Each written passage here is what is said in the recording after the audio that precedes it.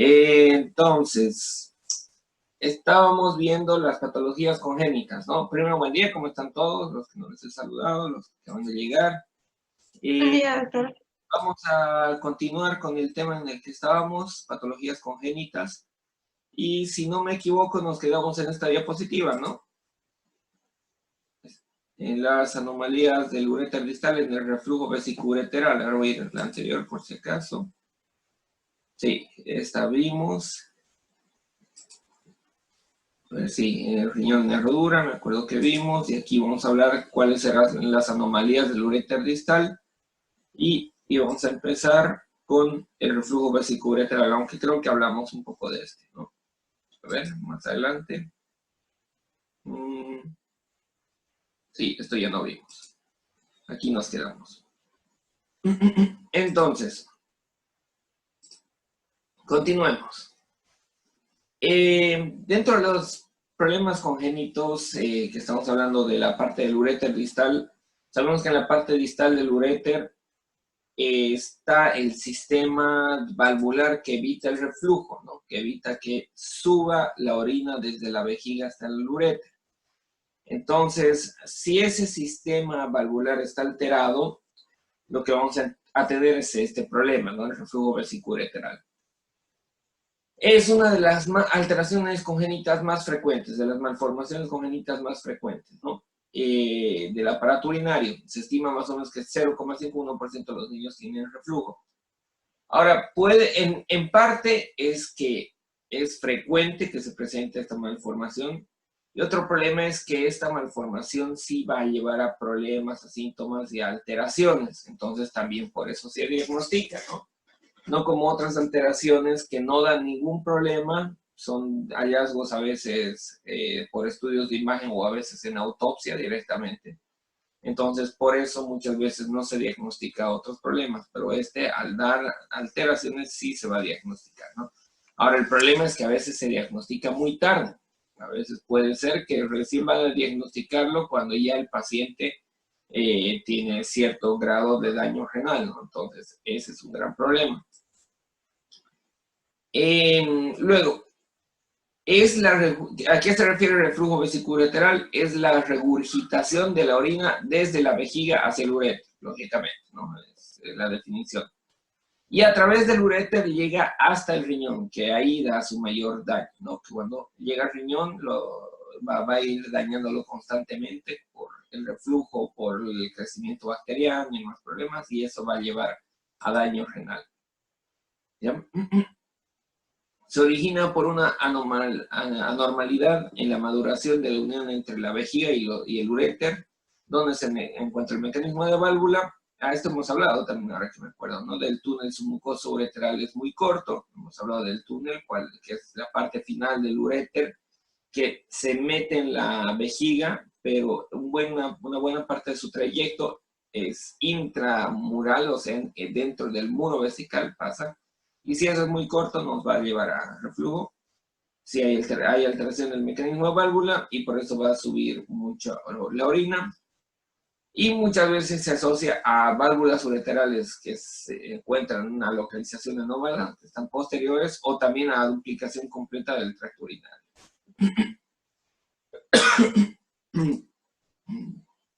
Luego, ¿a qué va a predisponer? Creo que aquí nos quedamos. A infecciones urinarias, a nefropatía por reflujo que causa falla renal, ¿no? ¿Cómo vamos a hacer el diagnóstico? Por una cistouretrografía miccional, o sea, la retrógrada.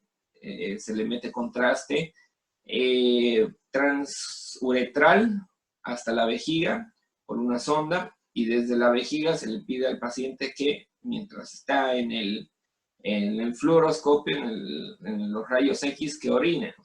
Entonces ahí al orinar va a contraer su vejiga y vamos a ver si la orina sale completamente o si sube un poco por los uréteres, ¿no? Y la cistografía nuclear también nos permite diagnosticarlo, ¿no? También nos permiten ver las complicaciones del reflujo, ¿no? Si hay hidronefrosis, si hay hidroureteronefrosis, si hay dilatación del doble sistema colector, por ejemplo, cuando se asocia a esta alteración, cuando hay doble sistema. Entonces, esto se puede detectar en una ecografía postnatal, ¿no? Ocasionalmente. Y este problema es más frecuente en mujeres 5:1. Esto es importante también, es mucho más frecuente en mujeres. Entonces, hay que sospechar más en pacientes femeninas, en niñas, sobre todo, cuando hacen infecciones urinarias a repetición, ¿no? Entonces, hay que estar atentos si hacen pielonefritis a repetición o les duele la espalda constantemente, ¿no? Hay que hacer estudio para ver si no tiene este reflujo vesicoureteral.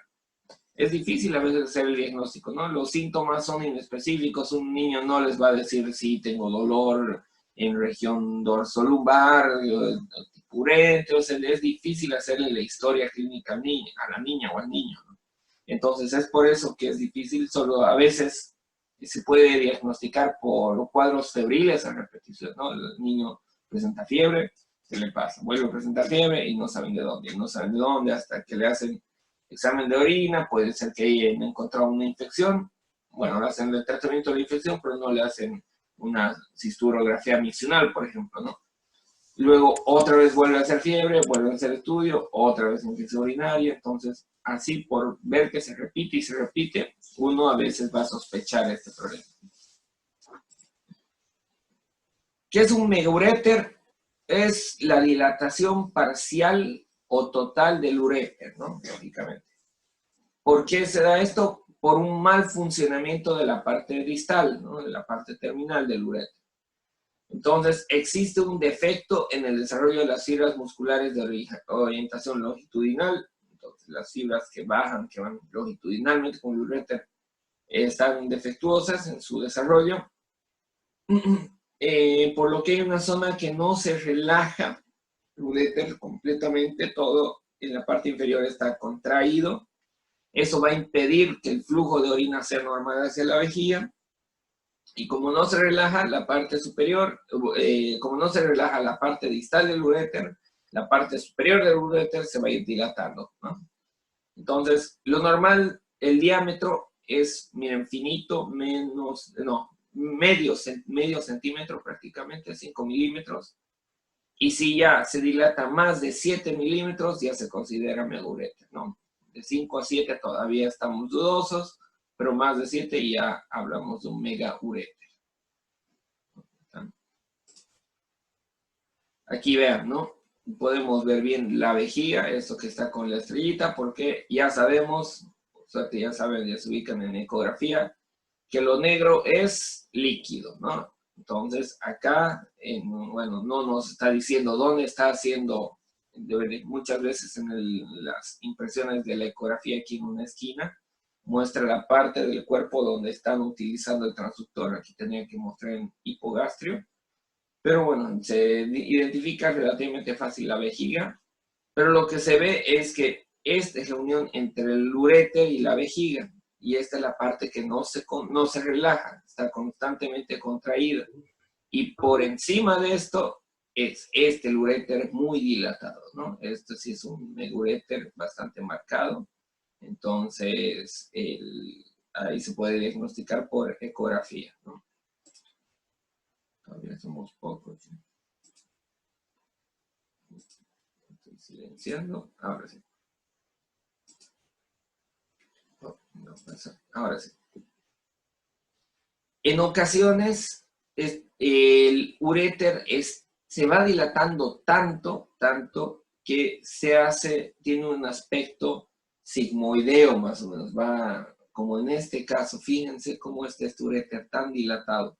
Parece colon prácticamente el grado de dilatación que presenta acá, ¿no? Entonces, es un uréter dilatado y se vuelve tortuoso más que sigmoideo, ¿no? Entonces, por eso acá en esta imagen, en esta ecografía podemos ver, parecería que hay 3 uréteres, pero en sí es ese uréter que está todo dilatado y tortuoso, ¿no? Por la gran dilatación que tiene.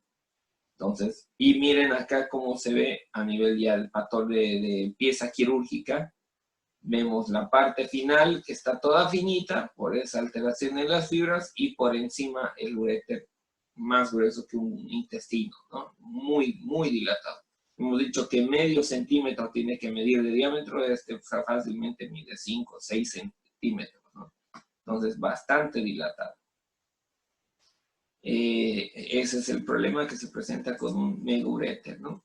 Aquí otra vez podemos ver, vemos acá cómo está en la parte proximal, la pelvis renal va bajando el contraste, y vemos en la parte final cómo se está ya dilatando. Acá todo este segmento es el megauréter, obviamente esta es la vejiga.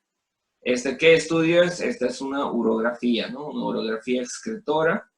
Y aquí podemos ver también nuestra vejiga y el uréter que está hacia arriba. Y al otro lado también, ¿no? Aquí también presenta una dilatación de este uréter.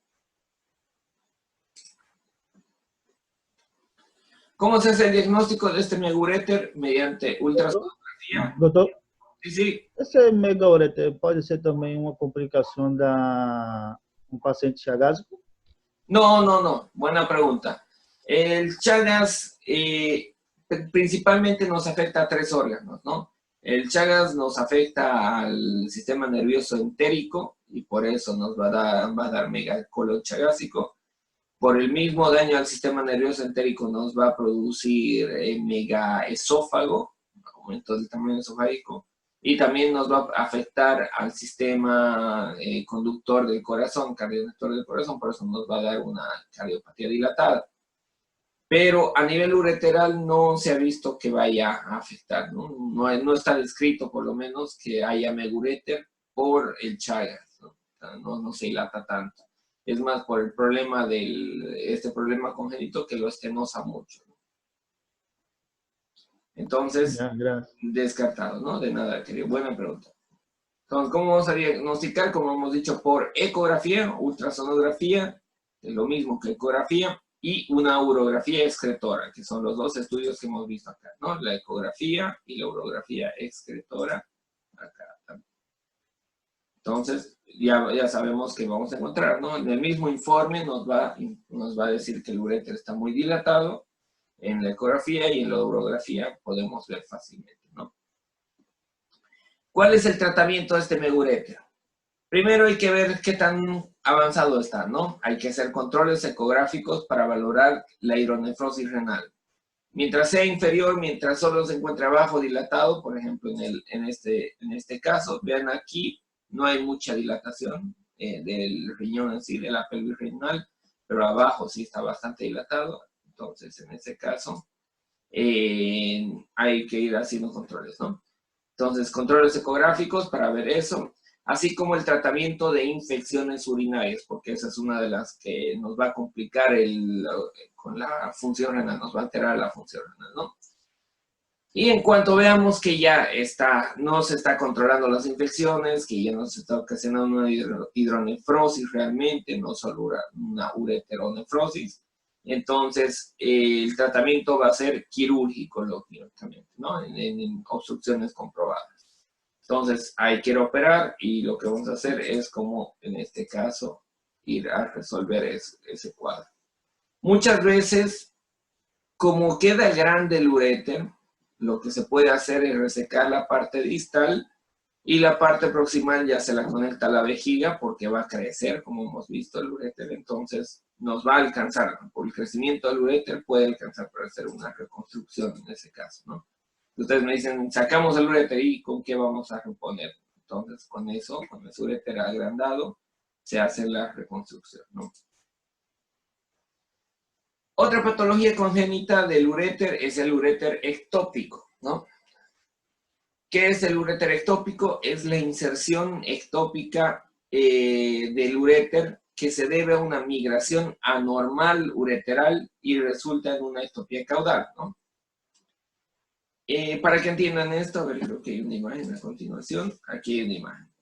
Es la localización, o sea, la introducción del uréter en una localización de la vejiga que no debería ser, ¿no? Miren, esta urografía excretora lateral, esto no es de frente, vean aquí cómo están las vértebras, esta es lateral. Y sabemos que el uréter va descendiendo por retroperitoneo y llega por la pared posterosuperior a la vejiga Y en ese trayecto, una vez que llega a la vejiga, entra en la pared vesical y desemboca cerca a la parte inferior, posterior inferior más o menos, pero no tan abajo. Miren, aquí está desembocando abajísimo. Entonces, imagínense, tiene que bajar aquí la orina y aquí tiene que volver a subir para llenar la vejiga. Entonces, esto hace como una codadura, como un sistema de válvula. Entonces, eso no permite que pase bien la orina del uréter hacia la vejiga y por lo tanto se va a ir distendiendo el uréter porque no va a salir la orina de ahí, ¿no? Entonces, aquí miren, igual es otra localización anómala, otro implante anómalo de ese uréter, otra que se llama, otra ectopía ureteral, ¿no? Entonces, inserción ectópica se debe a una migración anormal ureteral y resulta en una ectopía caudal, o sea, está más abajo ese uréter insertado, ¿no? También es más frecuente en mujeres y es más frecuente cuando el paciente tiene riñones supranumerarios. Cuando tiene más riñones de los que debería, suele presentarse esta anomalía. Se asocia muchas veces a duplicación ureteral completa. Cuando tiene dos uréteres a un lado, o sea, un uréter en lugar de ser solo uno para un riñón tiene dos uréteres para un riñón, y esos dos uréteres son completos y los dos llegan hasta la vejiga, se suele asociar ese problema con uréter ectópico, ¿no? Entonces, como tiene dos uréteres, uno puede ser que está, que se llama ectópico, localizado anómalamente, o incluso los dos, como no hay el punto donde debería realmente insertarse, no es solo para un conducto, sino es para dos, los dos quedan ectópicos, ¿no? Por eso en el 70% se asocia a esta duplicación ureteral completa. En la duplicación ureteral completa, cada segmento, o sea, cada uréter tiene su propio orificio ureteral en la vejiga, ¿no? Entonces son dos. Imagínense como aquí bajé uno y aquí miren, aquí hay una duplicación ureteral, pero no es completa. Fíjense que va bajando este uréter y aquí hay uno y aquí hay otro, parece, ¿no? Porque también me hace pensar que puede ser hueso esto, pero parecería que esto es un implante del uréter y este es otro. Entonces ahí estamos alterados, ¿no? Ahí se nota que está anómalo esa implantación. Y aquí ya se ve en una pieza quirúrgica, ¿no? Aquí se nota clarito cómo baja el uréter y en lugar de venir por la pared posterior y desembocar más arriba, desemboca súper abajo y eso nos distiende el uréter y esta es la vejiga, ¿no? Duplicación del sistema colector. ¿Qué es una duplicación del sistema colector? Es que tiene doble pelvis renal, ¿no? Ese es el problema. Es otra de las malformaciones congénitas más frecuentes del aparato urinario con una incidencia de 0,5 hasta el 10% de todos los recién nacidos, ¿ya? El problema es que no se sabe bien porque en ocasiones no nos da ninguna alteración, no nos afecta, no le afecta al paciente muchas veces en nada, ¿no? Cuando no hay algún problema en la parte distal, está doble ahí arriba, pero no necesariamente va a dar síntomas, ¿no? Se divide en dos tipos, en completa e incompleta esta duplicación del sistema colector, ¿no? Primero, completa cuando existe duplicación de sistemas colectores, así como de uréteres, y estos tienen un orificio propio en la vejiga, o sea, tienen doble pelvis renal, aquí, doble pelvis renal, doble uréter, pero esta es una incompleta porque terminan y se unen los dos en un solo uréter y solo, que me deja en duda, pero tal vez no, parece que sí, solo uno, y un solo uréter desemboca en la vejiga. Aquí miren igual, ahí tenemos dos, incompletos, sí. Dos uréteres se unen acá y de ahí desembocan un solo orificio en la vejiga. La completa es que bajan los dos separados y los dos desembocan en diferentes orificios en la vejiga. ¿Ya? Entonces, la completa, como hemos dicho, duplicación de los sistemas, duplicación de los uréteres y cada uno con su orificio. Y la incompleta cuando los uréteres se unen y entran en la vejiga a través de un solo orificio. Esto a nivel embriológico, que no nos interesa mucho, o sea, porque surgen dos muñones ureterales del conducto de Wolff y crecen independientemente, ¿no? En la duplicación de uréter incompleta, los dos uréteres se unen en forma de una Y, como hemos visto, ¿no? Aquí tiene esa forma de Y. Aquí también, aunque más aberrante, pero también esa forma de Y. Antes de llegar a la vejiga y desembocan por un orificio único. Ya hemos hablado de esto, en la completa existen dos uréteres totalmente separados, ¿no? Cada uno con su orificio. Ahora, cuando es completa y hay dos uréteres y dos orificios, el uréter que drena el hemirriñón, o sea, la mitad del riñón superior, desemboca generalmente más abajo en relación al que drena el hemirriñón inferior, que desemboca más arriba. A ver si hay una imagen doble, completa. No hay ninguna imagen completa aquí, casi completa. Aquí igual casi completa, creo que no hay alguna completa. No, no hay ninguna completa. Pero, o sea, vuelvo a repetir, cuando es completo, el que drena el hemirriñón inferior drena más arriba, queda con su orificio más arriba. Y el que drena el hemirriñón superior tiene su orificio más abajo. O sea, aquí, en la entrada a la vejiga, se vuelca, dan la vuelta. El que estaba más arriba queda, que se llama, va a drenar más abajo, y el que estaba más abajo va a drenar más arriba, ¿no? A eso se refiere en esta diapositiva cuando decimos de los completos, ¿no? Esta parte de acá. Entonces, acá vemos en tomografía, ¿no? El doble sistema.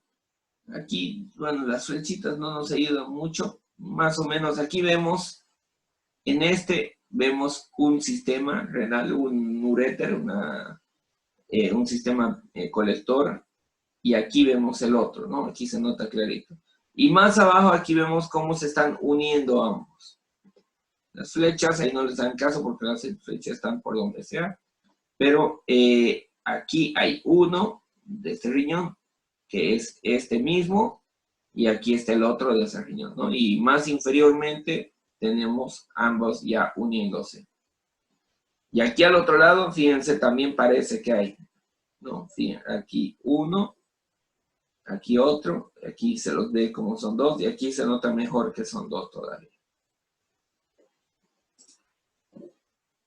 Y, a ver, si no me equivoco, me parece que es del mismo paciente, me parece que sí.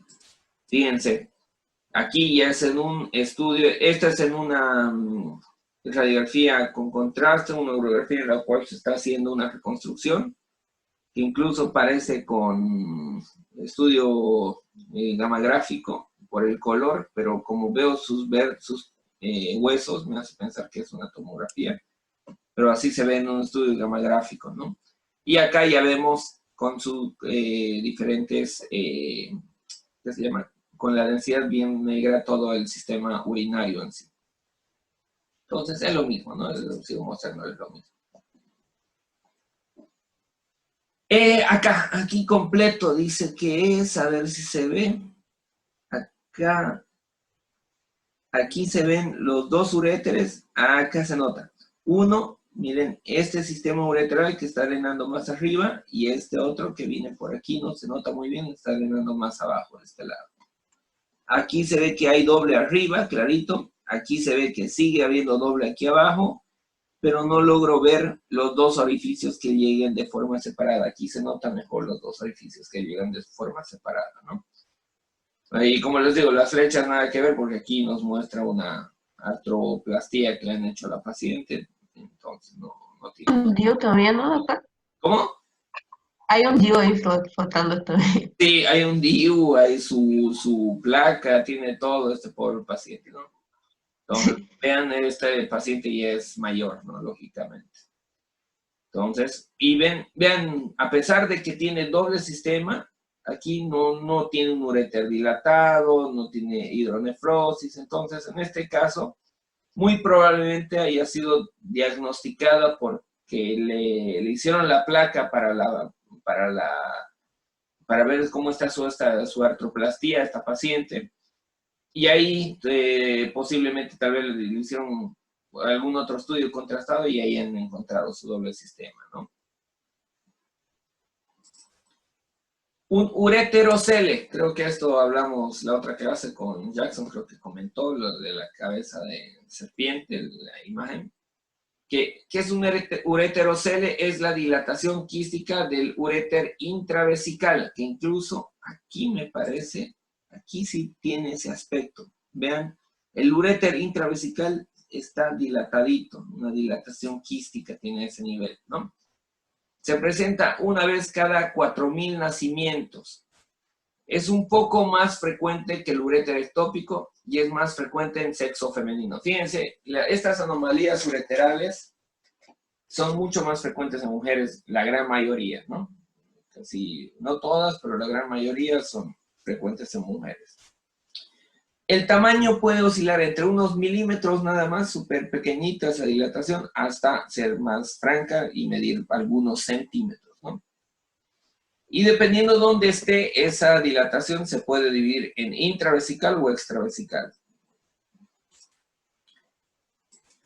Entonces, se cree que el causante del ureterocele es que se haya obstruido el uréter a nivel distal por un defecto en la reabsorción de las membranas de la válvula del uréter, ¿no? Entonces, se formaron unas membranitas ahí que se obstruye la parte distal del uréter y eso nos dilata un poquito el uréter a ese nivel solamente del riñón ipsilateral, ¿no? Está relacionado con la infección urinaria. En ocasiones se puede palpar una masa lumbar o un globo vesical que puede también protruir a través del meato uretero. A través del meato uretral aquí, que alguien que estaba queriendo hablar aquí, no me acuerdo, a ver.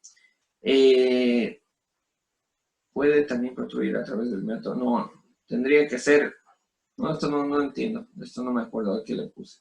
Pero lo que sí es que en ocasiones sí se puede palpar cuando si llega a dar una distensión muy marcada, puede palparse una masa lumbar, cuando nos va a llevar a problemas a nivel de una hidronefrosis marcada, ¿no? Que no es frecuente.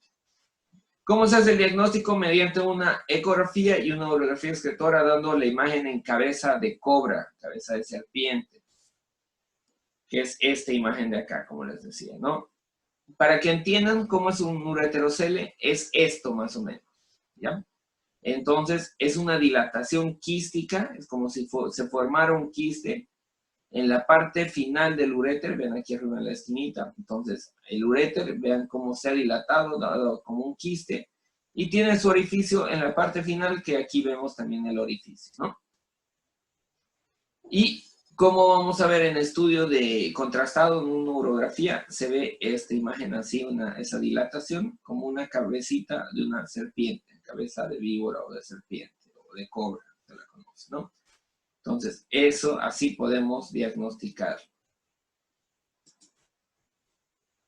A nivel de ecografía, aquí vemos la pared de ese quiste, como protruye hacia el interior de la vejiga, y aquí vemos por un ecodoppler cómo nos da un flujo turbulento de la salida de orina a partir de ahí, ¿no? Vemos que ahí tiene su pequeño orificio desde donde está pasando la orina hacia la vejiga, pero vemos por la coloración que tiene un flujo turbulento en su llegada porque puede tener cierto grado de obstrucción, ¿no? Luego, las válvulas ureterales. Es otro problema obstructivo, ¿no? Es otra malformación obstructiva. Se trata de repliegues mucosos con un soporte muscular incluso, ¿no? Que van a obstruir el flujo ureteral.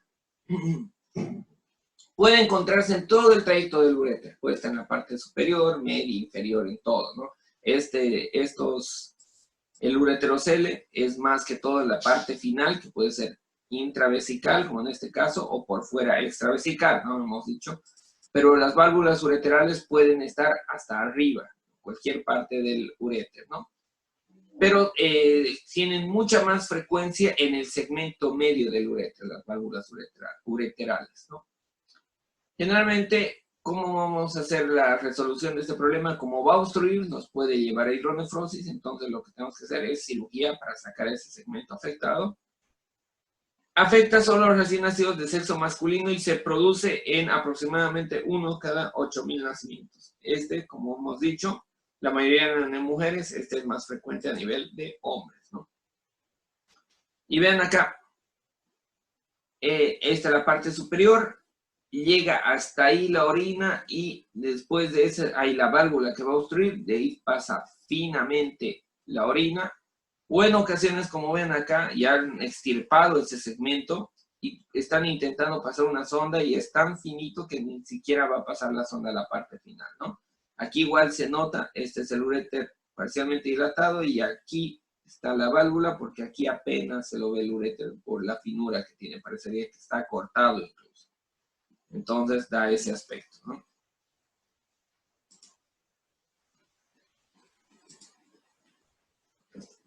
A nivel vesical, ya hemos visto todas las anomalías ureterales que pueden haber, ¿no?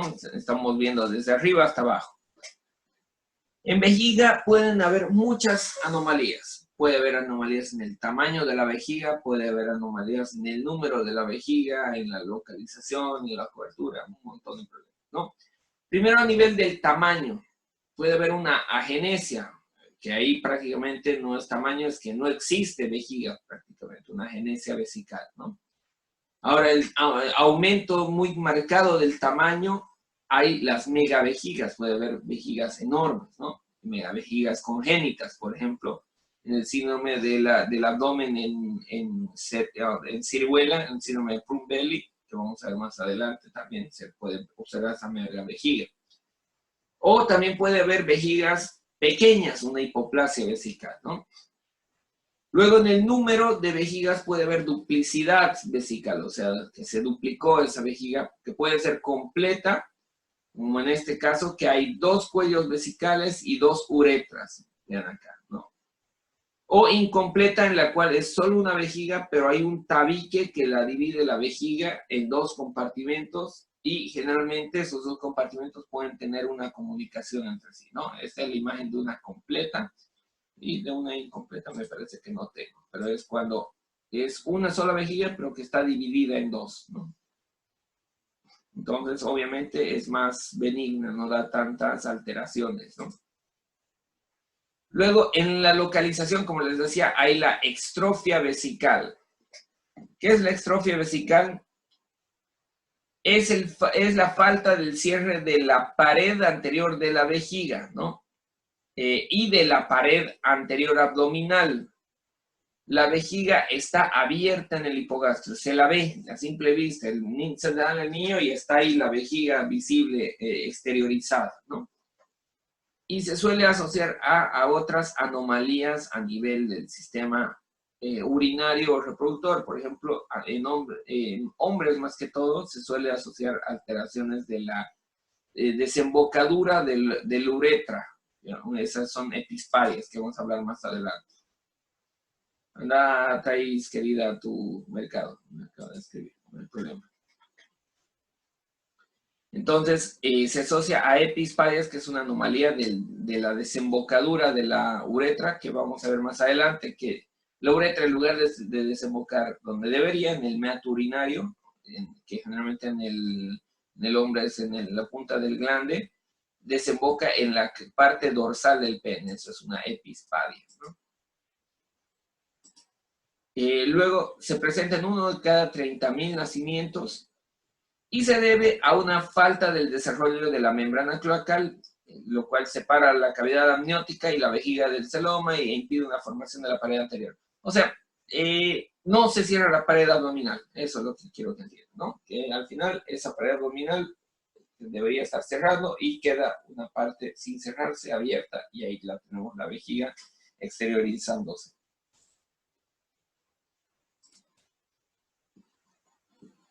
Más abajo, a ver, ya no tenemos, nos da todavía para esta. Seguimos bajando, ¿no? Y seguimos ahora con anomalías, ya no en la vejiga, sino anomalías a nivel de genitales. Entonces, ya conocemos, la criptorquidia, ¿no? La criptorquidia es un fracaso en el descenso de los testículos hasta el saco escrotal. Puede estar acompañado de otras malformaciones también, como las hipospadias, que igual vamos a ver cuál es la diferencia entre una epispadia y una hipospadia. Y en la mayoría de los casos se puede palpar los testículos, pero a nivel del conducto inguinal, ¿no? Y es asintomático. El manejo de esto, de la criptorquidia, como hemos visto, hasta los 2 años se suele intentar tratamiento conservador, esperar a que descienda, se puede dar hormonas al paciente para ayudar a estimular el crecimiento y descenso de los testículos. Pero después de los 2 años ya suele ser quirúrgico por el riesgo de que esos testículos dejen de funcionar, ya se va a alterar su función reproductora y se pueden producir incluso alteraciones neoplásicas en ese testículo. Ya vamos a continuar ahorita con el otro, ya se va a cortar.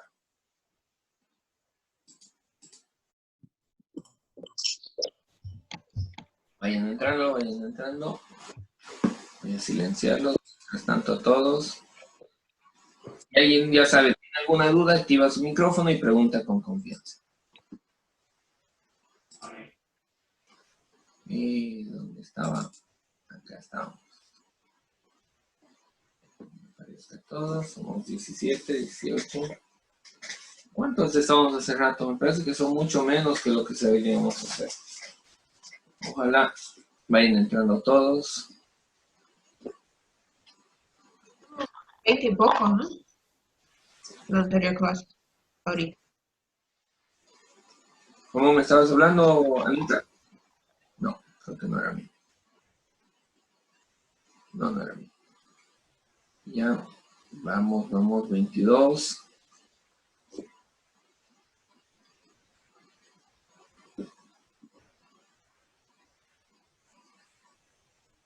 Ya, sí, vienen bien. Si no, ni modo, ahí quedamos. Sigamos, ¿no? Entonces, la criptorquidia, y hablamos de esta diapositiva. Sigamos. Aparte de alteraciones en el descenso testicular, podemos a nivel genital encontrar alteraciones en el prepucio, ¿no? Y dentro de esto, al nacimiento tenemos, los hombres tienen una fimosis. ¿Qué es una fimosis? Una estrechez del prepucio que no permite la tracción de ese prepucio hasta la base del glande, hasta el surco válano prepuciano, que debería ser lo normal, ¿no?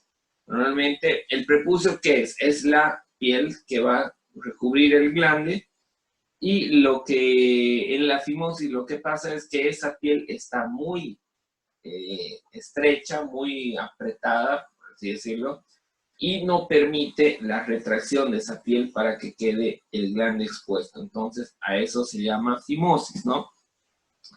Que hay la fisiológica al nacimiento, pero tiene que ir perdiéndose con el paso del tiempo porque puede darnos alteraciones, ¿no?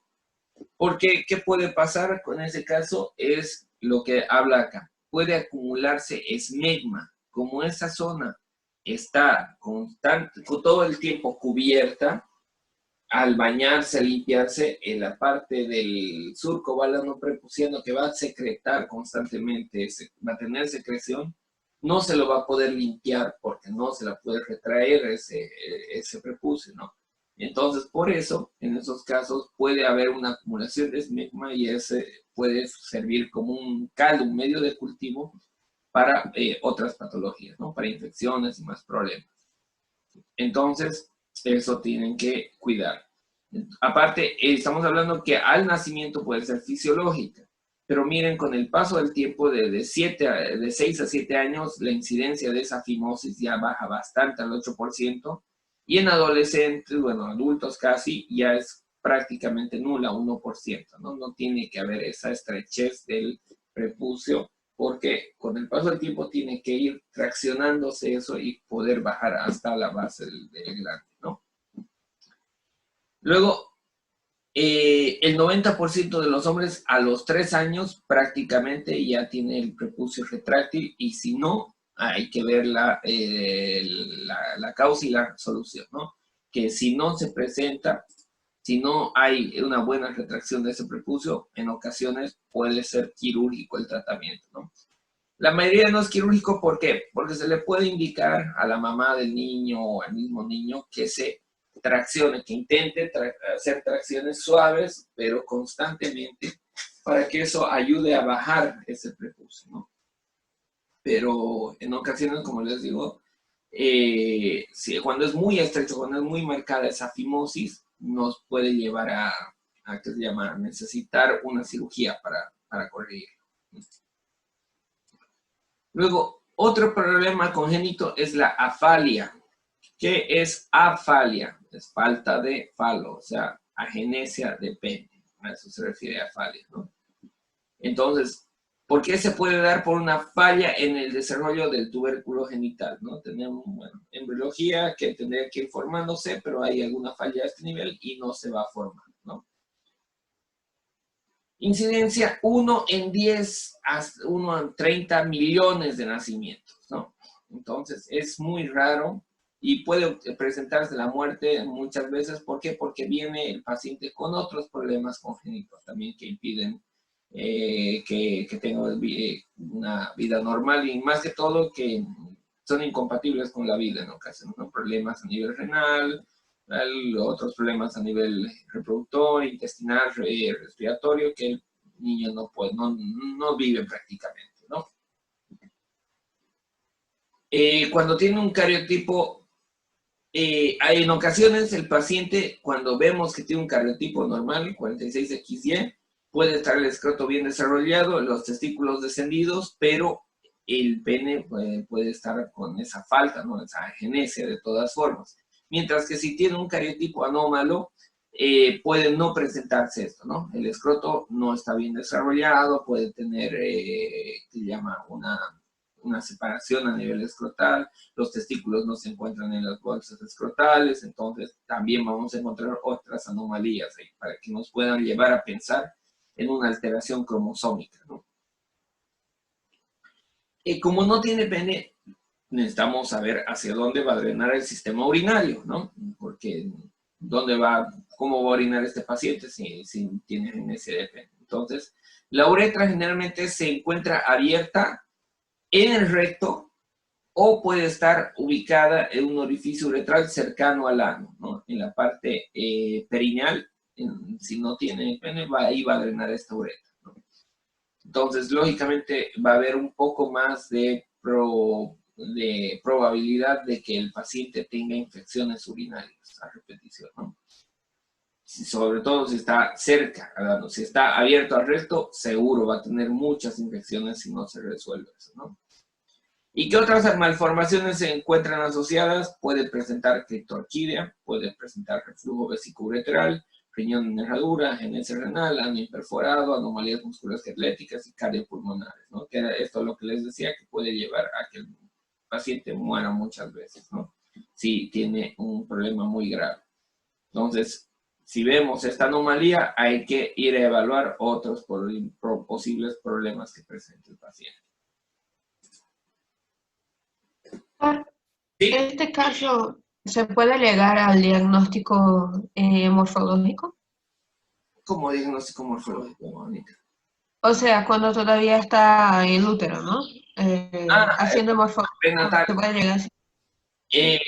El problema es que si ven esto, pueden pensar de que a nivel ecográfico pueden pensar que es una mujer, porque eso es lo que generalmente se va a buscar en las ecografías para ver si es hombre o mujer, ¿no? Que, van a hacer la ecografía y buscan si presenta pene o si no presenta pene.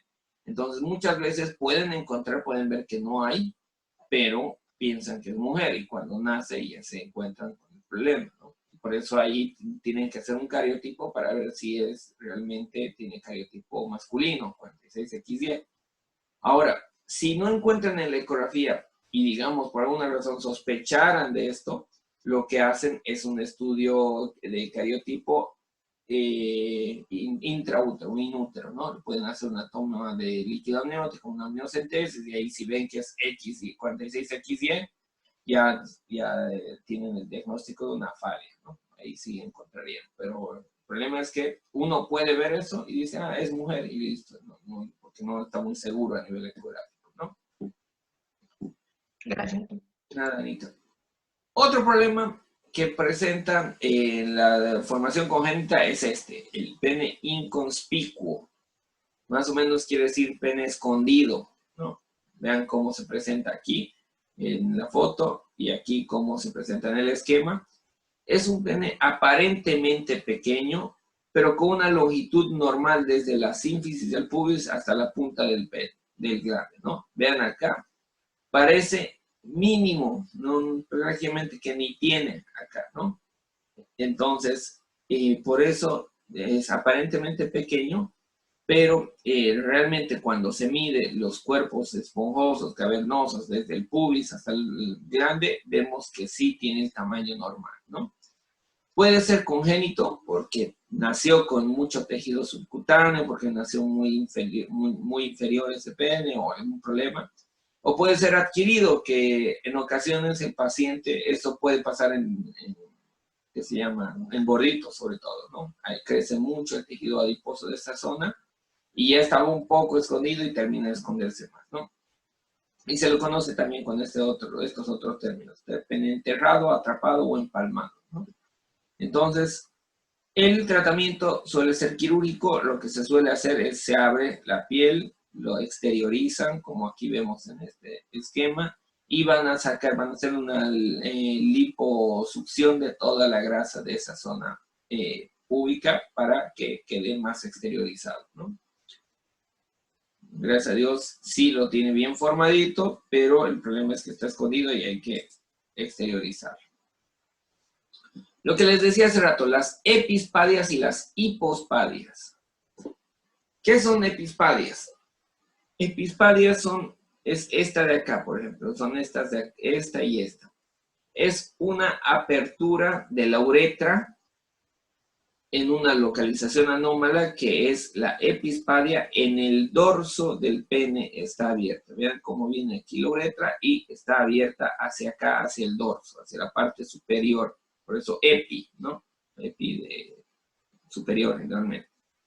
Mientras que las hipospadias son estas que vemos acá. Y también aquí tenemos algunas hipospadias. Hipospadia es cuando, aquí vemos normalmente la uretra, la hipospadia es cuando se abre hacia la parte inferior o ventral del pene, ¿no? Esta es una hipospadia, aquí tenemos otra hipospadia, aquí tenemos otra. Y aquí tenemos varios tipos incluso de hipospadias. Hay una que está completamente abierta a la uretra, todo su trayecto a la uretra abierto hacia la parte inferior.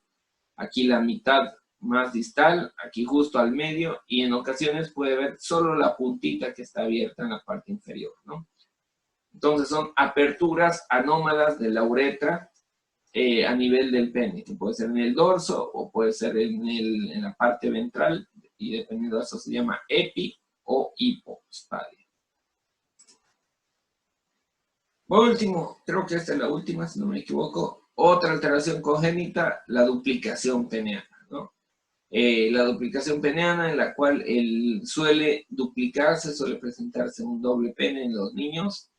La mayoría de los casos solo uno es funcionante, solo uno tiene una uretra, solo uno va eliminando orina, pero en ocasiones ambos pueden ser funcionantes, ¿no? Ambos pueden tener sistema erector, ambos pueden estar conectados a vasos para poder presentar erección, incluso ambos pueden tener uretra, pero generalmente solo uno es el que funciona bien, ¿no? Hay casos, hace unos cuantos, en Facebook salió una noticia como hace 2 años, creo, de un caso de que el paciente, ¿no? Habló, un paciente adulto ya, que él presentó su caso de que él tenía una duplicación peneana y que ambos eran funcionantes y que él no veía, no tenía ningún problema y estaba así, vivía así tranquilamente el tipo, ¿no? Pero sí, a veces sí hay el problema psicológico y más problemas, entonces muchas veces la resolución sería quirúrgica para sacar el que no funciona, o si ambos funcionan, igual sacar uno para la parte estética, ¿no? ¿Preguntas, dudas, aclaraciones de este tema? ¿En dónde dijo que se daba hipospadia, doctor? Ya, bueno, vamos a explicar, no hay problema, querido Rodolfo. Volvemos aquí. Gracias. Entonces, las hipospadias, como hemos dicho, es una apertura de la uretra. La uretra sabemos que va desde la vejiga hasta el glande, porque esto es en hombres que se presenta. Entonces, es que está abierta la uretra, pero en la parte ventral, la parte inferior. Tenemos el pene en la parte de abajo, como vemos en esta imagen y en esta imagen. Entonces, en estos casos es que hay hipospadia cuando se abre hacia abajo. Y la epispadia es al revés, en lugar de que se abra hacia abajo, como vemos acá, se abre hacia la parte dorsal del pene, ¿no? Para que se ubique más o menos. En la hipospadia, el paciente al orinar, al orinar parado, se va a orinar los pies, ¿no? Porque va a caer la orina. Mientras que el paciente parado en una epispadia se va a orinar la cara, va a orinar hacia arriba, más o menos, para que lo entiendan, ¿no? Para que se acuerden. Entonces, así pueden acordarse bien cuándo es epispadia, cuándo es hipospadia. Gracias, doctor. No hay problema. ¿Alguna otra duda? Doutor, Sí. sobre a falha, que é a ausência de los pênis, Ajá. vai também ter a ausência de los testículos?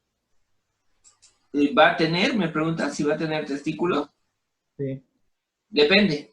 Hay afalias solo del pene, entonces en ese caso sí va a tener testículos, sí va a tener escroto, va a tener todo menos el pene, sobre todo cuando tiene un cariotipo adecuado, el 46XY. Pero en alteraciones de cromosómicas puede ser que no tenga nada bien desarrollado, ¿no? Puede ser que no tenga, bueno, puede tener testículos no descendidos, testículos intraabdominales, puede tener el escroto mal formado con aspecto de labios también en ocasiones, sobre todo en problemas en pseudohermafroditas, ¿no? O hermafroditas. ¿Qué es el hermafroditismo? Cuando el paciente tiene los caracteres sexuales, los órganos sexuales, tanto femeninos y masculinos. Es súper raro, eso sí es rarísimo, otra anomalía congénita, el hermafroditismo. Es más frecuente el pseudohermafroditismo, que parece que tiene ambos, pero es porque el paciente tiene, digamos, la paciente tiene el clítoris muy grande, un megaclítoris que parece pene, o que el escroto está con aspecto de labios porque no se formó bien y quedó dividido. Entonces, en esos casos, en un pseudohermafroditismo, puede no tener pene, una falla, y también los testículos, todo lo demás también va a estar alterado, ¿no? En los que tenga un buen cariotipo, puede ser que por algún problema en el desarrollo, tal vez estaba apoyado ahí en algo. Saben que en el desarrollo embrionario y fetal, si hay algo que impide el desarrollo de algún órgano, va a salir deforme solo, ¿no? Como el pie sambo, por ejemplo, que el pie queda chiquito porque no hay donde se mueva el paciente. Entonces, igual, si hay algo que comprima ahí en la zona genital, puede impedir que crezca el pene a pesar de que tenga perfecto cariotipo ese paciente, ¿no? Entonces, eso sería. Gracias. ¿Otra duda? ¿Alguna otra aclaración? ¿Nada? Muy bien, entonces sigamos con el tema que nos toca. Dentro de litiasis es uno de los temas más importantes de urología, ¿no? ¿Por qué? Porque van a ver que esto tienen que manejar ustedes como médicos generales. Patologías, por ejemplo, lo que hemos visto hace rato de problemas congénitos, generalmente o lo ve el pediatra o lo ve el médico que atiende el parto, a veces médico general, pero generalmente el pediatra va a atender el parto, o lo vería el urólogo o urólogo pediatra o el urólogo de adultos, dependiendo de cuándo se lo encuentren, ¿no? Entonces, uno más que todo a veces ve esta alteración en algún paciente, algún niño, y de vez en cuando va a tener que tratarlo o asesorar a la familia, ¿no? Porque muchas veces no va a resolverlo, no va a asesorarlo el propio paciente. Ustedes no lo van a saber con médico general, ¿no? Pero el especialista sí va a ver eso. Ahora, la litiasis, la urolitiasis, sí nos va a tocar ver como médicos generales. A todos generalmente les va a tocar ver alguna litiasis porque es un cuadro muy frecuente el de cólicos renales. Y el cólico renal es un dolor tan intenso que rara vez busca al especialista, le da tiempo para ir al especialista para resolver el cuadro, ¿no? A ustedes, su familiar, su primo, su tío, su abuelito, alguno siempre los va a buscar por algún cólico renal y tienen que saber tratarlo, identificarlo y referirlo cuando ya toque referirlo más adelante, ¿no? Con el urólogo. Entonces, para ver esto de la litiasis, primero tenemos que entender que los cálculos urinarios, los cálculos renales, se componen de cristales, ¿no?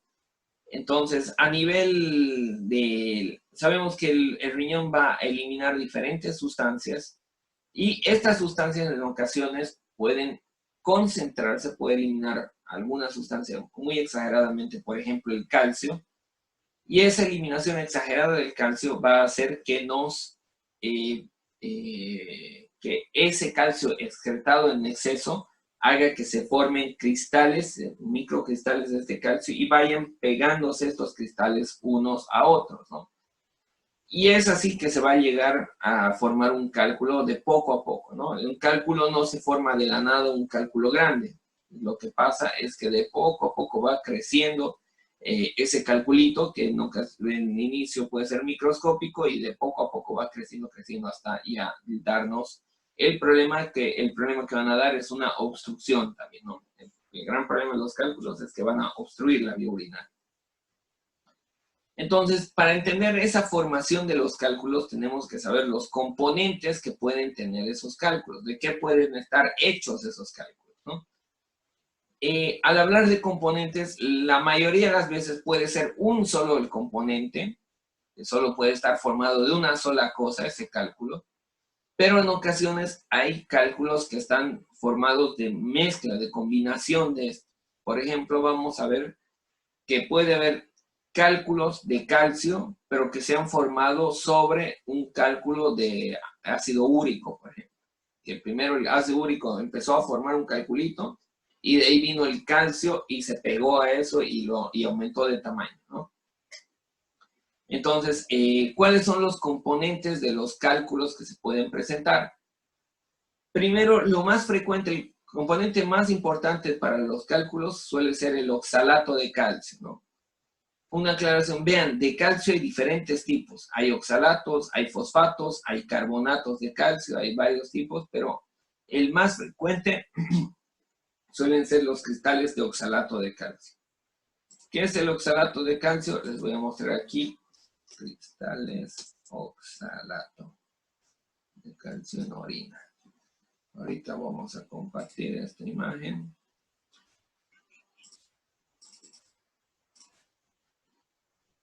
Ahí tenemos, ¿no?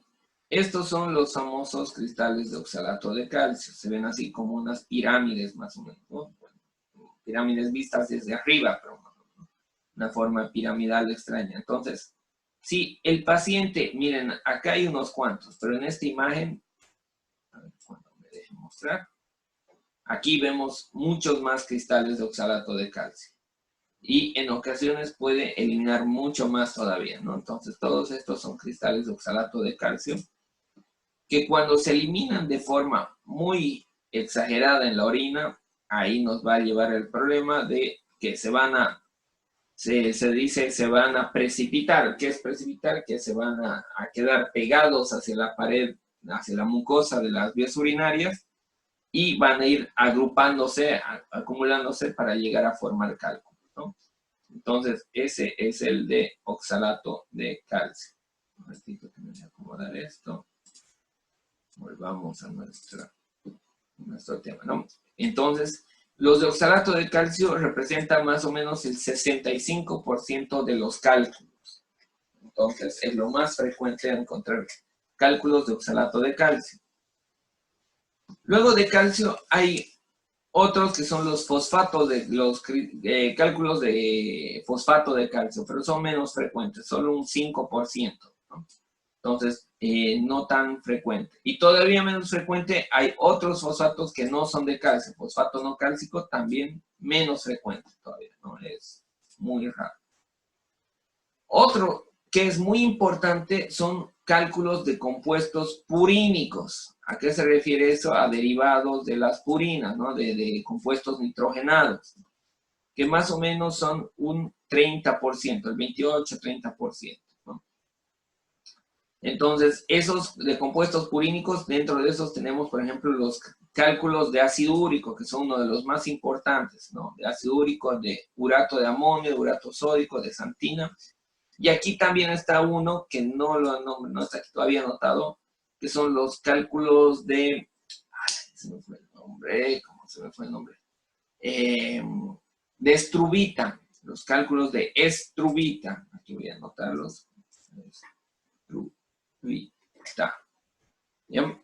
Que estos cálculos de estrubita, vamos a ver más adelante, son muy interesantes porque están asociados a infecciones urinarias, mientras que los otros generalmente no están, o sea, están causados por infecciones urinarias. El resto se forma el cálculo y secundariamente da infección, pero en los de estrubita son al revés. Vino una infección y eso nos llevó a formar cálculos, ¿no? Luego hay los cálculos de la litiasis de aminoácidos, que son muy raras, son 1 al 2%, entonces no son muy frecuentes, pero también vamos a nombrar algunos tipos. Y hay otros, ¿no? Como un carbonato cálcico y otros que son menos frecuentes todavía. Los que más nos interesan son de oxalato de calcio y los compuestos purínicos, que prácticamente son responsables del casi el 90%, ¿no? Incluso más del 90%.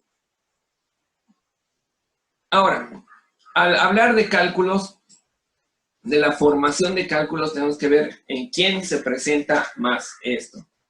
Generalmente se van formando cálculos y van a dar síntomas a partir de la tercera década de la vida, ¿no? O sea, no se suele presentar generalmente en niños y generalmente en viejitos. Ya sabe el viejito que forma cálculos porque ya le vinieron varias veces en los cálculos previamente, ¿no? Entonces, esta es la edad generalmente en la que debuta, que empiezan a aparecer la formación de cálculos y empiezan a aparecer los síntomas en la tercera década de la vida. Excepto los cálculos de cistina. Cistina es un aminoácido, ¿no? Entonces entra en el grupo de cálculos de aminoácidos y en estos casos, en los cálculos de cistina, ¿por qué dice excepto? Porque en estos casos se va a presentar antes de la tercera década de la vida. Generalmente cuando es en los niños o adolescentes, va a empezar a presentar, incluso la cistina va a empezar a eliminarla exageradamente de forma congénita, desde nacimiento. Pero hasta que se formen cálculos ya va a ser niño o incluso va a ser adolescente y ahí va a empezar a tener los síntomas, ¿no? Y en este caso, ¿cuál es el problema? Como estamos diciendo, es un aminoácido que normalmente no debería eliminarse en la orina y menos todavía tendría que formar cristales. Entonces hay un problema congénito a nivel enzimático que hace que se vaya eliminando constantemente este aminoácido. Y por la eliminación exagerada hace que se vaya a formar el calculito, ¿no? Y como les digo, en estos casos se va a presentar en más jóvenes todavía, estos cálculos de cistina. Luego, a nivel epidemiológico, ¿quién es más frecuente que presenta cálculos, hombres o mujeres? Los hombres. En hombres es más frecuente la aparición de litiasis, de enfermedad litiásica de las vías urinarias, con un tipo de estos cálculos es la excepción, los cálculos de estrubita. ¿Y por qué es la excepción los cálculos de estrubita, que es más frecuente en mujeres? Porque las infecciones urinarias, hemos dicho que son más frecuentes en mujeres. Entonces, como la mujer suele tener más infecciones urinarias, puede presentar una infección por una de las bacterias que nos va a formar estos cálculos. Y en este tipo de cálculos es por eso más frecuente en mujeres que en lugar de que la mayoría que son en hombres, ¿no?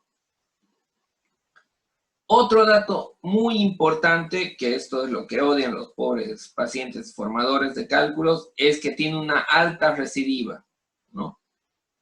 Es más, aquí decimos 40% a los 2 a 3 años, pero con más tiempo, si es que no se diagnostica la causa de esa formación de cálculos, si no se sabe cuál es el causante y no hay qué hacerle, no le hacen un tratamiento específico, muchas veces recidiva constantemente, ¿no? Recidiva a los 2 años, a los 3 años, lo tratan y vuelve a los 3 a 5 años, vuelve a presentarse y después de otros años de nuevo y de nuevo y de nuevo y de nuevo y el pobre paciente ya sabe que todo el tiempo forma cálculos y ya sabe hasta qué tratamiento tiene que hacer, ¿no? Mientras que cuando es la primera vez, lo agarra con el dolor insoportable, no sabe qué hacer, pero después del tiempo ya hasta se van acostumbrando y van sabiendo qué es lo que tienen que hacer rápidamente los pacientes, ¿no?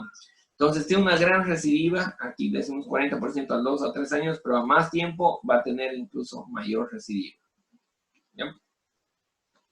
Y por eso otro dato en la historia clínica que nos interesa, porque muchas veces viene con el cuadro y le preguntamos, ¿le ha venido anteriormente un dolor similar? Y nos dice, sí, doctor, yo formo cálculos, ya me han hecho tratamiento anteriormente, a veces ya fueron operados o se les hizo una litotripsia, entonces ya saben, ¿no? O muchas veces vienen, ya saben que tienen los cálculos y hasta saben que tienen que ponerle su catéter doble J en ocasiones, ¿no? Entonces, están muy informados cuando ya está recidivando, mientras que cuando es el primer cuadro, si son jóvenes, son sus 30 años, ahí recién empezando, entonces ahí no saben muy bien y ahí vienen con el dolor insoportable que no saben qué hacer, ¿no? ¿Y cómo es ese dolor? ¿Cuál es el cuadro clínico?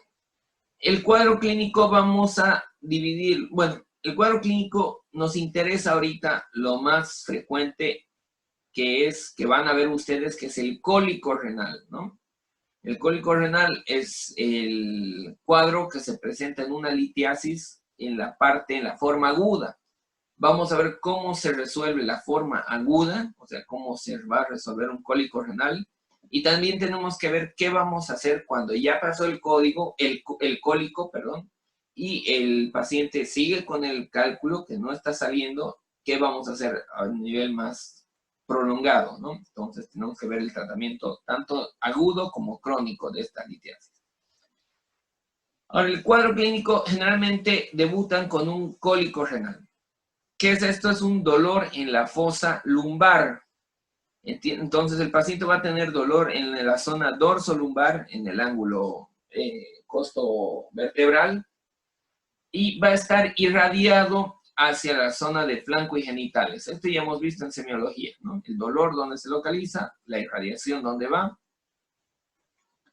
Y un dato muy característico del cólico renal, que a veces con esto se lo puede detectar hasta el camillero o el portero del hospital, muchas veces puede diagnosticar un cólico renal, es que el paciente, este dolor no cede ni con reposo ni con cambios de posición. Y por eso el paciente está muy ansioso, está muy activo, no para de moverse, se pone en una posición, se cambia, tiene cara de dolor, está sudoroso muchas veces por la intensidad del dolor, porque es un dolor muy, muy intenso, ¿no? Como digo acá, acompañado de náuseas, vómitos y diaforesis. Entonces, el paciente está con síntomas vegetativos, ya está con vómitos en ocasiones, está transpirando, está muy activo, está estresado, está taquicárdico por el grado del dolor y se mueve constantemente para intentar buscar una posición que no le duela, pero el problema es que no encuentra ninguna posición que le calme, entonces sigue buscando y sigue moviéndose, ¿no? Intenta quedarse quieto y también le sigue doliendo, entonces no puede quedarse quieto. Uno a veces lo intenta acostar en la camilla y el paciente constantemente se está volviendo a sentar, se levanta, se acuesta boca abajo, boca arriba, se pone en posición, ¿qué se llama? De plegaria maometana, en todas las posiciones, pero no encuentran ninguna solución a su dolor, ¿no? Y es por eso que es relativamente fácil diagnosticarlo. Aparte, otro dato es que es un dolor relativamente de corta evolución, ¿no? El paciente dice, estoy así 2 horas, 3 horas, 4 horas, y eso nos ayuda a hacer el diagnóstico diferencial, porque muchas veces el cólico renal se puede hacer un diagnóstico diferencial con una apendicitis, por ejemplo, ¿no? Es uno de los más frecuentes, o una infección urinaria. Entonces, el cólico renal es muy poquito tiempo, ¿no? Una apendicitis dice, estoy desde ayer, estoy de hace 12 horas, estoy más tiempo. Y en una infección urinaria estoy 2, 3, 4 días. Mientras que en el cólico renal son pocas horitas, ¿no? Estoy 2 horas, 3 horas, 4 horas con este dolor, porque no aguantan, es tan intenso el dolor que el paciente busca ayuda lo más pronto posible, ¿no? Entonces, por eso es, como les digo, relativamente fácil diagnosticarlo.